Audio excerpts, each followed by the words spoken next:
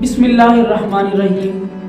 अस्सलाम वालेकुम नाज़रीन, मैं हूँ वकास अहमद कुरैशी हाशमी और आप देख रहे हैं कुरैश टीवी।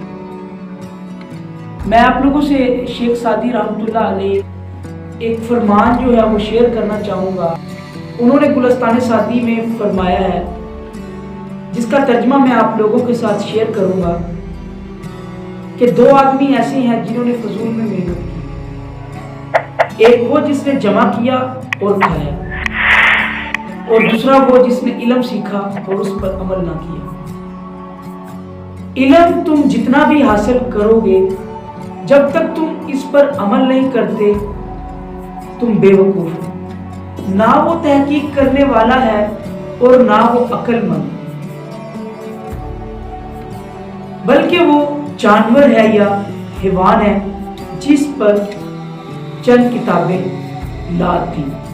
इस बेअक्ल को क्या मालूम, इसको क्या खबर कि इस पर लकड़ियां लदी हैं या कि इल्म लदा हुआ है। तो देखें, हम लोग इल्म हासिल करते हैं, जैसा कि हमें मालूम है कि इल्म हासिल करना हर मुसलमान मर्द और औरत पर फर्ज है।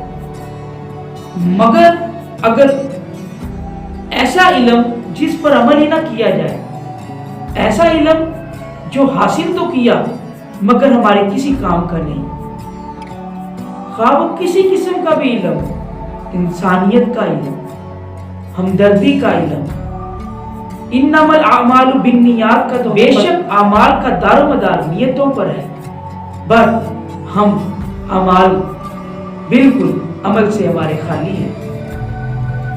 हमारे अंदर खुलूस की झलक तक नहीं नजर आती। अल्लाह ताला से दुआ है कि अल्लाह ताला हम लोगों को ऐसा इल्म अता फरमाए जिस पर अमल भी हो।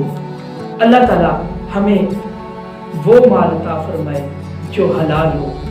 अल्लाह रब्बुल इज्जत हमें हराम से बचाए, हराम रिस्क से बचाए, हराम कामों से बचाए।